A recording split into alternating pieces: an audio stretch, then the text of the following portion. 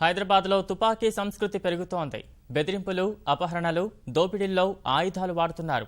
నగరంలో నమోదవుతున్న నేరాలకు ఎక్కువగా నగదు లావాదేవీలు, స్థిరాస్తి వ్యాపారాల తగాదాలు కారణమవుతున్నాయి.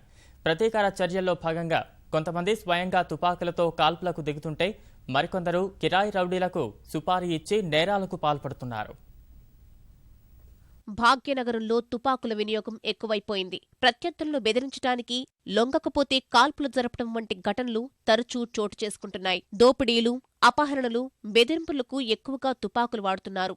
బీహార్, రాజస్థాన్, మహారాష్ట్ర నుంచి వచ్చే అంతర్రాష్ట్ర ముఠాలు, గ్యాంగ్స్టర్లు, రౌడీ షీటర్లు సెటిల్మెంట్ల కోసం తుపాకులను విరివిగా ఉపయోగిస్తున్నట్లు పోలీసులు చెబుతున్నారు.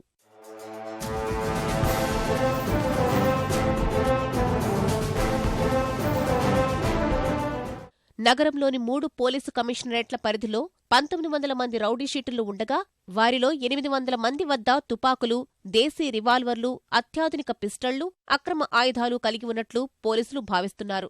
2 ఏళ్ల వ్యవధిలో ఆయుధాలతో బెదిరించిన ఘటనలకు సంబంధించి 216 కేసులు నమోదయ్యాయి.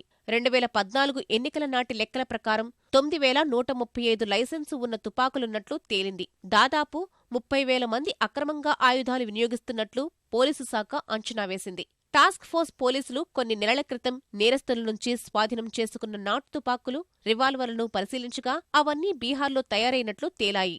తాజాగా పేట్ బషీరాబాద్లో సుపారీ తీసుకుని ఓ వ్యక్తి, నాగేందర్ అనే వ్యక్తి ఇంటికి వెళ్లి తుపాకీతో కాల్పులు జరిపాడు. తూటా శరీరంలోకి దూసుకెళ్లగా ప్రస్తుతం ఆస్పత్రిలో చికిత్స పొందుతున్నాడు.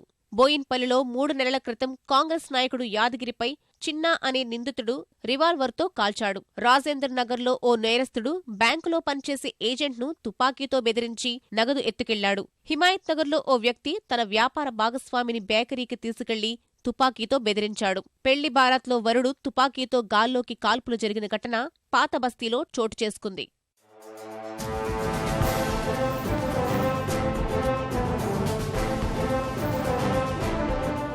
పోలీసులు గట్టిగా నిఘా పెట్టినా ఆయుధాల వినియోగానికి అడ్డుకట్టపడడం లేదు. వాటి వల్ల శాంతి భద్రతల సమస్య ఏర్పడుతోంది.